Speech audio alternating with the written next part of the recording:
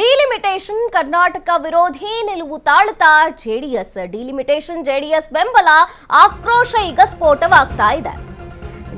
Delimitation ವಿಚಾರಕ್ಕೆ ಕರ್ನಾಟಕ ವಿರೋಧಿ ನಿಲುವನ್ನ ತಾಳ್ತಾ JDS. Delimitation JDS ಬೆಂಬಲ ಆಕ್ರೋಶ ಸ್ಫೋಟವಾಗ್ತಾ ಇದೆ. ಜೆಡಿಎಸ್ ಪಕ್ಷದ್ದು ಕರ್ನಾಟಕ ವಿರೋಧಿ ನಿಲುವು ಅಂತ ಕಿಡಿಕಾರ್ತಾ ಇದ್ದಾರೆ. ಟ್ವಿಟರ್, ಫೇಸ್ಬುಕ್ನಲ್ಲಿ ಕುಮಾರಸ್ವಾಮಿ ವಿರುದ್ಧ ಈಗ ನೆಟ್ಟಿಗರು ಕೆಂಡ ಕಾರ್ತಾ ಇದ್ದಾರೆ. ಡಿಲಿಮಿಟೇಷನ್ ಬಿಲ್ ಬೆಂಬಲಿಸಿದಂತಹ ಸಿಎನ್ ಮಂಜುನಾಥ್ ವಿರುದ್ಧವೂ ಕಿಡಿಕಾರ್ತಾ ಇದ್ದಾರೆ. ಡಾಕ್ಟರ್ ಹೃದಯವಂತ ಅಂತ ಗೆಲ್ಸಿದ್ರೆ ಈಗ ಕರ್ನಾಟಕಕ್ಕೆ ಬುಡಕ್ಕೆ ತಂದಿಟ್ರು, ಸದ್ಯ ದೇವ್ರ ದೊಡ್ಡವನು ಅಂತ ಎತ್ನಿಕ್ ಕನ್ನಡಿಗರಿಂದ ಟ್ವೀಟ್ ಆಗಿದೆ. ಯಾವ ಮುಖ ಇಟ್ಕೊಂಡು 2028ರ ಎಲೆಕ್ಷನ್ ಎದುರಿಸುತ್ತೆ ಜೆಡಿಎಸ್ ನೋಡೋಣ ಎಂದು ಸವಾಲ್ ಹಾಕಿದ ಎತ್ನಿಕ್ ಕನ್ನಡಿಗ. ಎಲ್ಲರೂ ಇದನ್ನೇ ಮಾತಾಡ್ತಾ ಇದ್ದಾರೆ. ಸೋಷಿಯಲ್ ಮೀಡಿಯಾದಲ್ಲಿ ಬಹಳ ಚರ್ಚೆಗೆ ಗ್ರಾಸವಾಗಿದೆ ಜೆಡಿಎಸ್ ನಡೆ.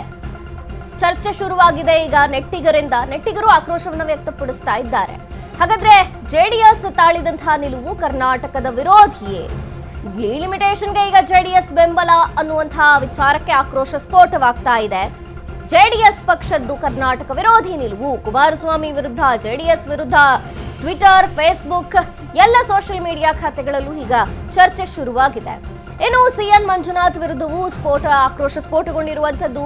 ಹೃದಯವಂತ ಡಾಕ್ಟರ್ ಅಂತ ಗೆಲ್ಲಿಸಿದ್ವಿ, ಆದ್ರೆ ಕರ್ನಾಟಕದ ಬುಡಕ್ಕೆ ತಂದಿಟ್ಬಿಟ್ರಲ್ವಾ?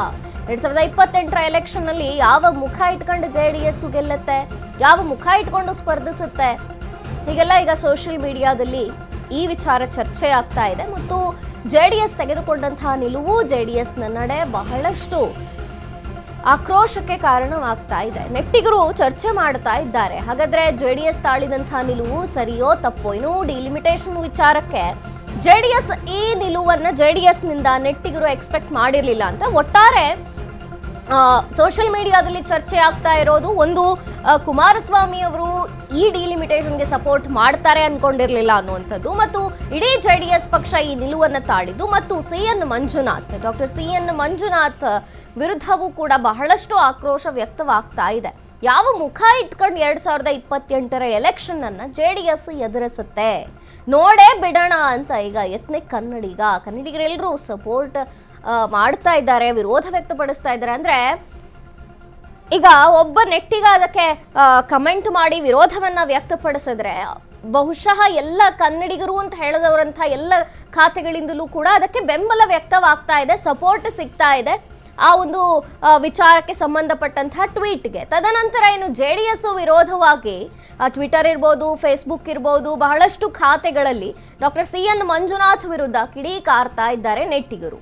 ಇನ್ನು ಡಾಕ್ಟರನ್ನ ಹೃದಯವಂತ ಅಂತ ಗೆಲ್ಲಿಸಿದ್ವಿ, ಆದರೆ ಕರ್ನಾಟಕದ ವಿಚಾರವಾಗಿ ಅವರು ಈ ರೀತಿಯಾಗಿ ವಿರೋಧಿ ನಿಲುವನ್ನ ತಳೀತಾರೆ ಅಂತ ಅನ್ಕೊಂಡಿರ್ಲಿಲ್ಲ, ಮತ್ತು ಜೆಡಿಎಸ್ ಈ ನಿಲುವು ತಾಳುತ್ತೆ ಅನ್ನುವಂಥದ್ದು ಕರ್ನಾಟಕಕ್ಕೆ ಅರಗಿಸಿಕೊಳ್ಳಲಾಗ್ತಾ ಇಲ್ಲ ಅನ್ನುವಂಥ ರೀತಿಯಲ್ಲಿ ಈಗ ನೆಟ್ಟಿಗರು ಕಮೆಂಟ್ ಮಾಡ್ತಾ ಇದ್ದಾರೆ.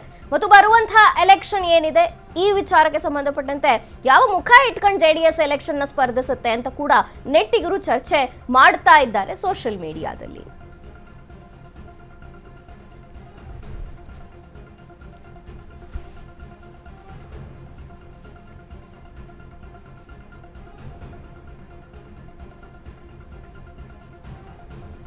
ಡಿಲಿಮಿಟೇಷನ್ ಬಿಲ್ ಬೆಂಬಲಿಸಿದಂತಹ ಡಾಕ್ಟರ್ ಸಿ ಎನ್ ಮಂಜುನಾಥ್ ವಿರುದ್ಧ ಕಿಡಿಕಾರ್ತಾ ಇದ್ದಾರೆ. ಇನ್ನು ಜೆಡಿಎಸ್ ತಳೆದಂತಹ ಈ ನಿಲುವಿದೆಯಲ್ಲ, ಇದು ಮುಂಬರುವಂತಹ ಎಲೆಕ್ಷನ್ ಅಲ್ಲಿ ಜೆಡಿಎಸ್ಗೆ ದೊಡ್ಡ ಹೊಡೆತ ಕೊಡಬಹುದು. ಯಾಕೆಂದ್ರೆ ನೆಟ್ಟಿಗರೇ ಈಗ ಚರ್ಚೆ ಮಾಡ್ತಾ ಇದ್ದಾರೆ, ಯಾವ ಮುಖ ಇಟ್ಕೊಂಡು 2028ಕ್ಕೆ ಇವರು ಎಲೆಕ್ಷನ್ಗೆ ಬರ್ತಾರೆ, ಹೆಂಗೆ ಗೆದ್ದು ಬಿಡ್ತಾರೆ ನೋಡೋಣ ಅಂತ ಈಗ ಸವಾಲು ಹಾಕ್ತಾ ಇದ್ದಾರೆ. ಸೋಷಿಯಲ್ ಮೀಡಿಯಾದಲ್ಲಿ ಬಹಳ ಚರ್ಚೆಗೆ ಗ್ರಾಸವಾಗಿದೆ ಜೆಡಿಎಸ್ ತೆಗೆದುಕೊಂಡಂತಹ ಈ ನಿಲುವು ಮತ್ತು ಈ ನಡೆ. ಮತ್ತು ಕುಮಾರಸ್ವಾಮಿ ಅವರು ಯಾವತ್ತೂ ಕೂಡ ರೈತ ಬೆಂಬಲಿಗರು ಕರ್ನಾಟಕವನ್ನ ಯಾವತ್ತೂ ಬಿಟ್ಕೊಡಲ್ಲ ಅನ್ನುವಂಥವ್ರು ಹೇಗೆ ಡಿಲಿಮಿಟೇಷನ್ ಒಪ್ಕೊಂಡ್ರು, ಹೇಗೆ ಇದಕ್ಕೆ ಬೆಂಬಲ ಕೊಡ್ತೀವಿ ಅಂತ ಅನ್ಕೊಂಡ್ರು, ಇದು ಬಹಳ ಶಾಕಿಂಗ್ ಅಂತ ನೆಟ್ಟಿಗರೇ ಚರ್ಚೆ ಮಾಡ್ತಾ ಇದ್ದಾರೆ.